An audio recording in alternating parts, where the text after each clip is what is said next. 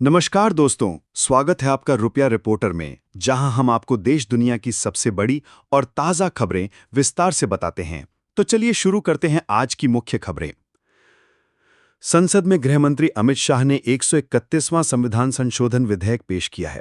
इस बिल में प्रस्ताव है कि अगर प्रधानमंत्री, मुख्यमंत्री या कोई भी मंत्री गंभीर आपराधिक आरोप में लगातार 30 दिन तक जेल में रहता है तो उसकी कुर्सी अपने आप चली जाएगी।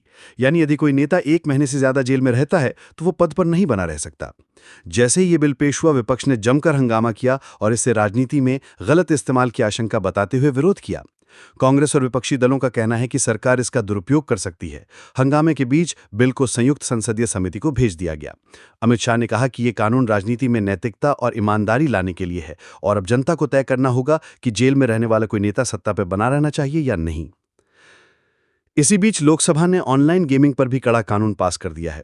नए बिल के मुताबिक अब किसी भी तरह के पैसे वाले ऑनलाइन गेम पूरी तरह से बैन कर दिए जाएंगे। अगर कोई कंपनी असली पैसे से गेमिंग कराती पाई गई तो उस पर 3 साल की जेल और 1 करोड़ रुपए तक का जुर्माना लग सकता है। सरकार का कहना है कि गेमिंग से युवा नशे जैसी लत में फंस रहे हैं, आर्थिक नुकसान झेल रहे हैं और आत्महत्या जैसे मामले बढ़ रहे हैं। लेकिन गेमिंग कंपनियों का कहना है कि इस फैसले से हजारों नौकरियां खत्म हो जाएंगी और निवेश ठप हो जाएगा। इस ऐलान के बाद नजारा टेक जैसी कंपनियों के शेयर बाजार में 15% तक टूट गए। भारत और चीन के व्यापार रिश्तों को लेकर भी बड़ा अपडेट सामने आया है। सरकार अब चीनी कंपनियों के टॉप अधिकारियों को बिजनेस वीजा में राहत देने पर विचार कर रही है। अब तक भारत सिर्फ टेक्निकल स्टाफ के लिए ही वीजा देता था, लेकिन अब सीईओ, मैनेजर, सेल्स और मार्केटिंग हेड जैसे पदों पर भी आसानी से वीजा क्लियर हो सकता है। इससे वीवो, ओप्पो, शाओमी और हायर जैसी बड़ी कंपनियों का फायदा होगा। सरकार का मकसद निवेश को बढ़ाना है, लेकिन सुरक्षा चिंताओं को लेकर सख्त निगरानी भी रखी जाएगी। दिल्ली में जल्द ही द इकोनॉमिक टाइम्स का वर्ल्ड लीडर्स फोरम आयोजित होगा, जिसमें अमेरिका के पूर्व विदेश मंत्री और राष्ट्रपति पद के उम्मीदवार जॉन कैरी, भारत से शशि थरूर और इटली के पूर्व प्रधानमंत्री मटेओ रेंजी शामिल होंगे। ये बड़े नेता वैश्विक भू राजनीति, जलवायु परिवर्तन, भारत अमेरिका रिश्ते और एशिया की बदलती रणनीतियों पर चर्चा करेंगे। यह आयोजन भारत की विदेश नीति के लिहाज से बेहद अहम माना जा रहा है। इंश्योरेंस पॉलिसी धारकों के लिए भी एक बड़ी राहत की खबर है। सरकार बीमा प्रीमियम पर लगने वाला जीएसटी खत्म करने पर विचार कर रही है। अगर ये फैसला लागू होता है तो जीवन बीमा, स्वास्थ्य बीमा और मोटर बीमा जैसी पॉलिसियों पर प्रीमियम काफी कम हो जाएगा। ये कदम सरकार के insurance for all by 2047 mission का हिस्सा है। कॉर्पोरेट सेक्टर से जुड़ी खबर में देश की सबसे बड़ी सीमेंट कंपनी अल्ट्राटेक सीमेंट अपनी सब्सिडियरी इंडिया सीमेंट्स में 6.49% हिस्सेदारी बेचने जा रही है। ये डील 740 करोड़ रुपए की होगी और इसके बाद अल्ट्राटेक की हिस्सेदारी 75% रह जाएगी, जो सेबी के नियमों के मुताबिक जरूरी है।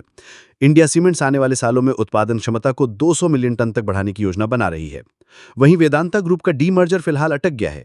एनसीएलटी ने सुनवाई को 17 सितंबर तक टाल दिया है, क्योंकि पेट्रोलियम मंत्रालय ने इस पर आपत्ति जताई है।